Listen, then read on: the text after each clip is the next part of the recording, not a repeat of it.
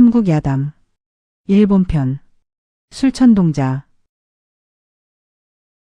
그 여자는 보름 만에 돌아왔습니다. 교토 사람들은 처음에는 살아 돌아온 것을 기뻐했습니다. 하지만 이상한 점이 있었습니다. 그녀는 가족 얼굴을 알아보지 못했습니다. 어머니가 울면서 손을 붙잡았는데도 한참 동안 말이 없었습니다. 그리고 천천히 창문 쪽으로 고개를 돌렸습니다. 북쪽이었습니다. 오해산이 있는 방향. 그날 밤부터 그 여자는 잠을 자지 않았습니다. 방 안에 앉아 가만히 산 쪽만 바라보았습니다. 누군가 왜 그러냐고 물으면 작게 중얼거렸습니다. 술 냄새가 나. 들리지 않아? 아무도 아무 소리도 듣지 못했습니다. 하지만 여자는 분명히 무언가를 듣고 있었습니다. 며칠 뒤 그녀는 갑자기 이렇게 말했습니다. 그곳은 무섭지 않았어요. 그리고 잠시 뒤 아주 천천히 웃었습니다. 이상하게 편안했어요. 그 말을 들은 순간 방 안에 있던 사람들은 아무도 입을 열지 못했습니다. 교토 사람들은 오해산 이야기를 크게 하지 않았습니다. 특히 밤에는 더 그랬습니다. 아이들이 산 이름을 입에 올리면 어른들은 바로 말을 끊었습니다. 해 지기 전에 집에 와라. 그 말은 교토 북쪽 마을에서 오래된 규칙처럼 내려왔습니다. 나무꾼도 그랬고 행상도 그랬습니다. 짐을 늦게 팔더라도 해가 지기 전에는 반드시 산길을 내려왔습니다. 이유를 묻는 아이들에게 어른들은 늘 같은 말을 했습니다. 밤이 되면 산이 움직인다. 물론 산은 움직이지 않습니다. 하지만 사람들은 알고 있었습니다. 산 안에서 무언가가 움직인다는 것을. 해가 완전히 지고 나면 오해산 중턱에서 희미한 불빛이 보였습니다. 하나, 둘, 그리고 어느 순간 여럿이 되었습니다. 멀리서 보면 누군가 연회를 여는 것처럼 보였습니다. 바람 방향이 맞는 날에는 소리도 들렸습니다. 피리 소리, 낮고 느린 북소리, 그리고 웃음소리. 사람 웃음 같기도 했고 짐승 울음 같기도 한 소리였습니다. 그 소리를 들은 사람들은 절대로 창문을 열지 않았습니다. 처음 사라진 것은 비단 가게 딸이었습니다. 아직 18이 되지 않은 아이였습니다. 그날 저녁 꽃시장에서 붉은 동백을 샀다고 했습니다. 상인들은 그녀를 기억했습니다. 하지만 그 이유를 본 사람은 없었습니다. 집에는 꽃만 남아 있었습니다. 며칠 뒤에는 귀족 집안 딸이 사라졌습니다. 달이 밝은 밤이었습니다. 그녀는 정원에서 달을 보고 있었다고 합니다. 시녀가 차를 가지러 간 사이 모습이 사라졌습니다. 문은 잠겨 있었습니다. 담장에도 흔적이 없었습니다. 사람들은 이상하다고 말했습니다. 사람이 데려간 것이 아니라면 무엇이 데려갔느냐고. 그리고 또 한 명, 또 한 명. 실종은 멈추지 않았습니다. 시장의 웃음소리가 줄어들었습니다. 해가 지면 가게들이 빨리 문을 닫았습니다. 여자들은 밤에 밖으로 나가지 않았습니다. 하지만 그래도 사라졌습니다. 사람들은 더 이상 이름을 말하지 않았습니다. 대신 아주 작은 목소리로 이 단어만 속삭였습니다. 보니 그 말이 퍼진 날부터 교토의 밤은 전보다 더 조용해졌습니다. 오해산 아래길에는 밤이 되면 아무도 다니지 않았습니다. 낮에는 평범한 길이었습니다. 나무꾼이 지나가고 행상인이 쉬어가고 아이들 웃음소리도 들렸습니다. 하지만 해가 산 뒤로 넘어가는 순간 길의 분위기가 달라졌습니다. 새소리가 멈췄습니다. 바람 소리조차 이상할 만큼 작아졌습니다. 어느 날 밤 늦게까지 장사를 하던 행상인 하나가 산 아래 길을 지나게 되었습니다. 그는 서둘러 걷고 있었습니다. 그때였습니다. 바람 사이로 이상한 냄새가 흘러왔습니다. 짙은 술 냄새였습니다. 마치 수백 개의 술독을 한꺼번에 연 것 같은 냄새. 행상이는 걸음을 멈췄습니다. 그리고 천천히 산 쪽을 바라보았습니다. 안개 사이로 붉은 불빛이 흔들리고 있었습니다. 하나가 아니었습니다. 여럿이었습니다. 그리고 그 사이로 무언가 움직이고 있었습니다. 사람처럼 걷고 있었지만 사람보다 훨씬 컸습니다. 그 순간 웃음소리가 들렸습니다. 낮고 길게 이어지는 웃음이었습니다. 행상이는 뒤도 돌아보지 않고 달렸습니다. 그는 다음 날 가게를 정리하고 교토를 떠났습니다. 사람들은 그 오니를 술천동자라 불렀습니다. 술을 삼키는 동자. 이상한 이름이었습니다. 동자라면 원래 아이를 뜻하는 말입니다. 하지만 오해산의 오니는 아이가 아니었습니다. 키는 사람의 2배 가까이 되었고 붉은 피부에는 핏줄이 솟아 있었다고 합니다. 머리에는 뿔이 있었고 눈은 짐승처럼 빛났습니다. 그런데도 이상한 점이 있었습니다.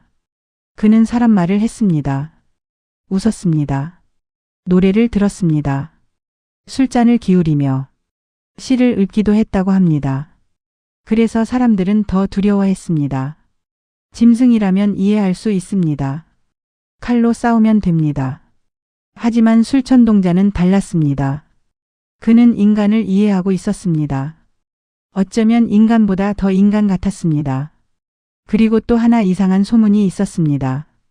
납치된 여자들이 바로 죽지 않는다는 것이었습니다. 오히려 산 안에서 연회에 참석하고 술을 마시고 노래를 들었다고 했습니다.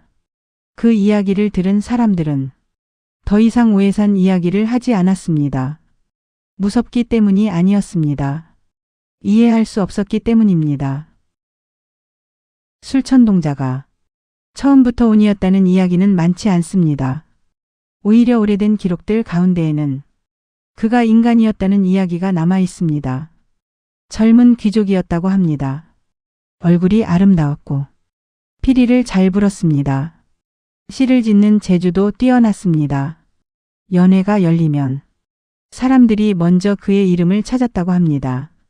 하지만 그는 언제나 어딘가 어울리지 못했습니다. 웃을 때는 너무 크게 웃었고 화를 내면 오래 갔습니다. 원하는 것이 생기면 끝까지 붙잡으려 했습니다. 사람들은 그런 모습을 불편해했습니다. 귀족은 감정을 드러내면 안 되었기 때문입니다. 분노해도 웃어야 했고 슬퍼도 조용해야 했습니다. 그 역시 참으려 했습니다. 오랫동안 그러던 어느 봄 그에게 사랑하는 여자가 생겼습니다. 하지만 그녀는 권력 있는 집안으로 시집가게 되었습니다. 그는 아무 말도 하지 못했습니다. 축하한다는 말만 남겼습니다. 그리고 그날 밤부터 혼자 술을 마시기 시작했습니다. 하루, 이틀, 그리고 계속. 사람들은 그를 보며 수군거렸습니다. 귀족답지 못하다. 시간이 지날수록 그는 더 많이 술을 마셨습니다. 연회에도 나가지 않았습니다. 피리 소리도 들리지 않게 되었습니다. 사람들은 처음에는 걱정하는 척했습니다. 하지만 오래 지나지 않아 수군거리기 시작했습니다. 꼴사납군. 여자 하나 때문에 저 모양이야. 귀족 체면을 망치고 있어.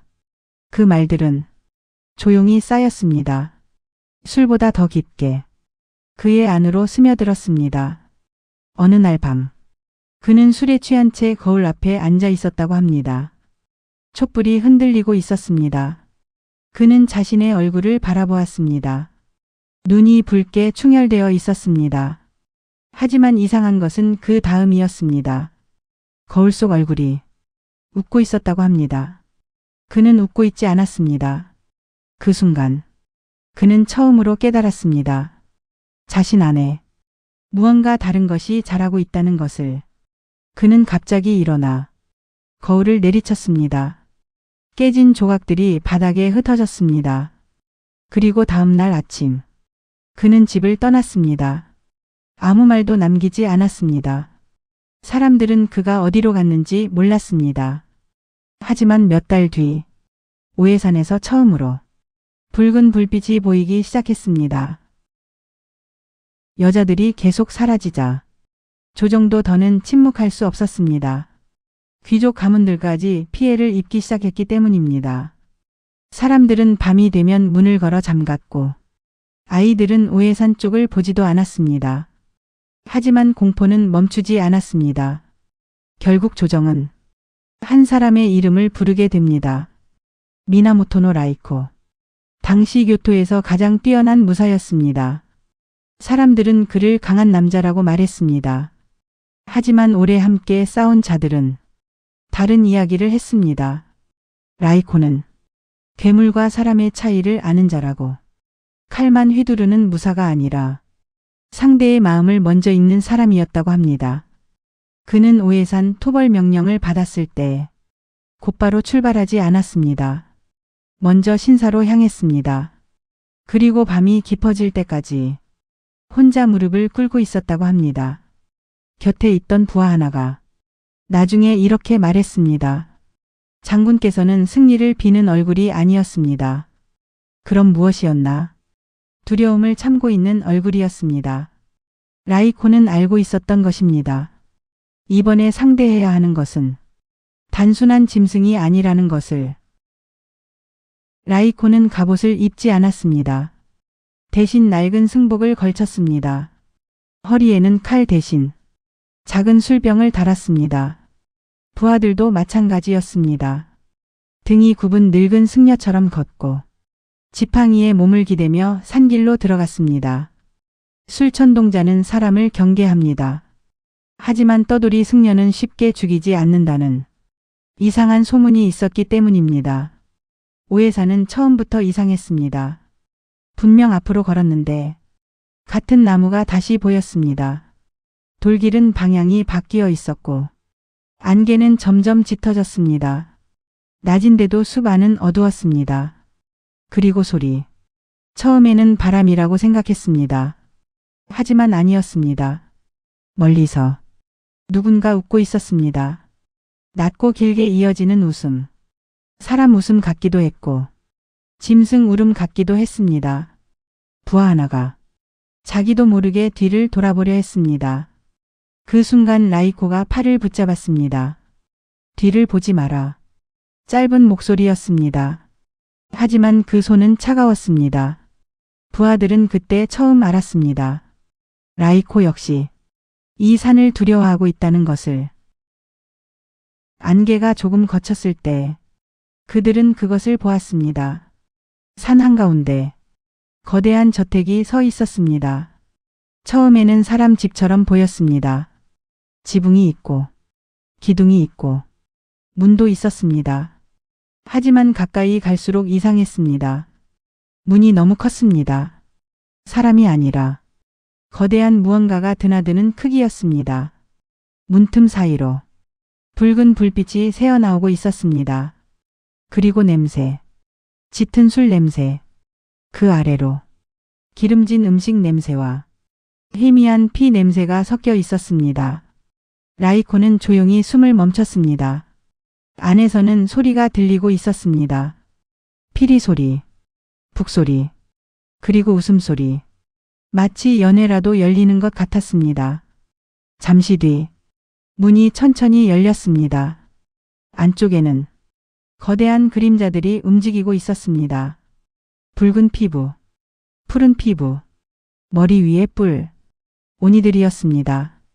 하지만 이상한 것은 그것이 아니었습니다. 그들은 사람처럼 술을 마시고 있었습니다. 그리고 그 사이에 여자들이 앉아 있었습니다. 납치된 여자들이었습니다. 누구도 울고 있지 않았습니다. 그것이 오히려 더 기괴했습니다. 라이코는 홀 안에 앉아있는 여자들을 다시 바라보았습니다. 분명 납치된 사람들이었습니다. 하지만 이상했습니다. 누구도 살려달라고 하지 않았습니다. 도망치려고도 하지 않았습니다. 한 여자는 술잔을 들고 멍하니 불빛만 바라보고 있었고 또 다른 여자는 피리 소리에 맞춰 천천히 몸을 흔들고 있었습니다. 마치 오래전부터 그곳에 살고 있었던 사람들 같았습니다. 라이코는 조용히 물었습니다. 저 여자들은 왜 저러고 있지? 옆에 있던 늙은 오니 하나가 웃으며 대답했습니다. 처음에는 다 울지. 하지만 결국 조용해져. 그 말투는 이상할 만큼 자연스러웠습니다. 잠시 뒤 한 여자가 천천히 입을 열었습니다. 교토에서는 그녀는 말을 멈췄습니다. 그리고 술잔을 내려다보았습니다. 계속 웃고 있어야 했어요. 싫어도 괜찮다고 해야 했고 슬퍼도 티 내면 안 됐어요. 그녀는 희미하게 웃었습니다. 여기서는 안 그래도 됐어요. 라이코는 아무 말도 하지 못했습니다. 그 순간 피리 소리가 조금 더 길게 울렸습니다. 그리고 라이코는 처음으로 느꼈습니다. 이 산이 사람을 잡아먹는 것이 아니라 천천히 삼키고 있다는 것을. 연애가 깊어질수록 홀 안의 웃음소리는 더 커졌습니다. 술 냄새도 짙어졌습니다. 오니들은 서로 술잔을 부딪히며 웃고 있었고 여자들은 멍한 얼굴로 그 사이에 앉아 있었습니다. 그때였습니다. 홀 가장 안쪽에서 무거운 발소리가 들려왔습니다. 천천히 쿵, 쿵. 음악 소리가 조금씩 잦아들었습니다. 오니들이 고개를 숙였습니다. 그리고 거대한 그림자가 붉은 불빛 사이로 모습을 드러냈습니다. 술천동자였습니다. 라이코는 숨을 멈췄습니다. 분명 괴물이었습니다. 붉은 피부, 거대한 몸, 머리 위에 뿔. 하지만 이상하게도 그는 품위가 있었습니다. 천천히 술잔을 들고 걸어오는 모습은 오히려 귀족 같았습니다. 술천동자는 라이코 앞에 멈춰 섰습니다. 그리고 웃었습니다. 그 웃음은 지금까지 산에서 들었던 웃음소리와 달랐습니다. 잔인하지 않았습니다. 오히려 지쳐 보였습니다. 술천동자는 조용히 입을 열었습니다. 먼 길을 왔군. 라이코는 잠시 침묵했습니다. 그리고 천천히 고개를 숙였습니다. 하룻밤 쉬어가게 해주십시오. 술천동자는 한참 동안 라이코를 바라보았습니다. 마치 이미 모든 것을 알고 있다는 눈빛이었습니다. 술천동자는 라이코 앞에 술잔을 내려놓았습니다. 그리고 조용히 물었습니다. 인간은 왜 그렇게까지 마음을 숨기며 사는 거지? 라이코는 대답하지 않았습니다. 홀 안에는 여전히 음악이 흐르고 있었습니다.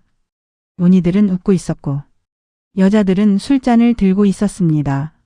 하지만 라이코는 이상하게도 그 웃음이 즐거워 보이지 않았습니다. 술천동자는 천천히 술을 마셨습니다. 나도 예전에는 참았어. 분노도, 슬픔도, 욕망도. 그는 술잔 안을 내려다보았습니다. 그런데 인간들은 이상하더군. 참으라고 말하면서 정작 참다가 망가진 사람은 외면하지. 라이코의 눈이 잠시 흔들렸습니다. 술천동자는 그 변화를 놓치지 않았습니다. 그리고 희미하게 웃었습니다. 자네도 알고 있군. 사람은 모두 마음속에 하나씩 오니를 키운다는 걸. 피리 소리가 낮게 울렸습니다. 술천동자는 다시 입을 열었습니다. 다만 인간들은 끝까지 숨긴 채 살아갈 뿐이지. 라이코는 말이 없었습니다. 하지만 그의 손은 조용히 술잔을 더 세게 쥐고 있었습니다. 라이코는 술잔 안을 내려다보았습니다. 맑은 술 위로 붉은 불빛이 흔들리고 있었습니다. 그는 술천동자의 말을 부정할 수 없었습니다. 전쟁터에서도 비슷한 얼굴들을 많이 보았습니다. 살아남기 위해 울지 않는 사람들, 죽은 부하 이름을 기억하지 않는 척하는 사람들, 괴로워도 웃는 사람들, 영웅이라는 이름 아래 모두가 무언가를 참고 있었습니다. 라이코 역시 마찬가지였습니다. 그 역시 밤마다 죽은 자들의 얼굴을 떠올렸습니다. 하지만 누구에게도 말하지 않았습니다. 말하는 순간 약해질 것 같았기 때문입니다. 술천동자는 조용히 웃었습니다. 이제 알겠나. 왜 이 여자들이 돌아가지 않으려 하는지. 라이코는 천천히 고개를 들었습니다. 홀 안의 여자들은 아직도 멍한 얼굴로 음악을 듣고 있었습니다.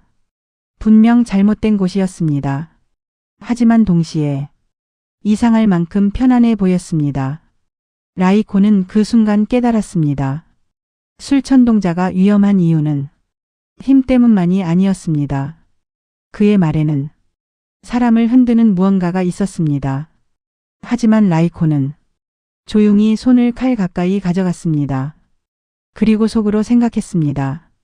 이해하는 것과 용서하는 것은 다르다고. 연애는 깊어졌습니다. 오니들의 웃음소리는 점점 느려졌고 술 냄새는 홀 안에 무겁게 가라앉아 있었습니다. 라이코는 조용히 준비해온 술병을 꺼냈습니다. 신사에서 받은 약이 섞인 술이었습니다. 잠들게 만드는 술. 라이코는 술천동자 앞에 술잔을 채웠습니다. 먼 길에서 가져온 술입니다. 술천동자는 잠시 술잔을 바라보았습니다. 그리고 희미하게 웃었습니다. 인간은 끝까지 속이는군. 그 말은 비난처럼 들리지 않았습니다. 오히려 지친 사람의 중얼거림 같았습니다. 술천동자는 술을 단번에 마셨습니다. 잠시 뒤 거대한 몸이 천천히 기울어졌습니다. 쿵. 홀 전체가 흔들렸습니다. 오니들은 비틀거리기 시작했습니다. 라이코는 한동안 움직이지 못했습니다. 잠든 술천동자의 얼굴이 너무 평온했기 때문입니다. 마치 오랜 고통 끝에 처음 잠든 사람 같았습니다. 하지만 라이코는 결국 칼을 뽑았습니다. 그리고 조용히 말했습니다. 이해할 수는 있다. 하지만 멈춰야 한다. 칼이 내려왔습니다. 순간 잘린 머리에 눈이 번쩍 뜨였습니다. 그리고 라이코를 향해 날아들었습니다. 그 눈에는 분노보다 억울함에 가까운 무언가가 남아 있었습니다. 술천동자가 죽은 뒤 오해산의 저택은 천천히 무너지기 시작했습니다. 붉은 불빛이 하나씩 꺼졌고 홀 안을 채우던 웃음소리도 사라졌습니다. 멍한 얼굴로 앉아있던 여자들은 그제야 긴 잠에서 깨어난 사람처럼 주변을 둘러보았습니다. 어떤 여자는 울기 시작했고 어떤 여자는 자기 이름조차 바로 떠올리지 못했습니다. 라이코는 그들을 이끌고 산을 내려왔습니다. 교토 사람들은 환호했습니다. 오니가 죽었다고. 이제 밤이 끝났다고. 사람들은 다시 웃었고 시장에는 불빛이 돌아왔습니다. 하지만 라이코는 그 이후로 오래 말을 잃었다고 합니다. 산 아래까지 내려온 날 밤. 그는 혼자 뒤를 돌아보았습니다. 안개 사이로 오해산이 조용히 서 있었습니다. 그리고 아주 잠깐 바람 사이로 웃음소리가 들린 것 같았습니다. 라이코는 칼자루를 쥔 채 한참 동안 산을 바라보았습니다. 그는 알고 있었던 것입니다. 오니 하나를 베어냈다고 해서 사람 안의 어둠까지 사라지는 것은 아니라는 것을. 그날 이후에도 사람들은 분노를 숨겼고 슬픔을 삼켰으며 욕망을 감추며 살아갔습니다. 오늘도 마찬가지입니다. 어쩌면 지금 이 순간에도 당신 안의 오니는 조용히 눈을 뜨고 있는지도 모릅니다.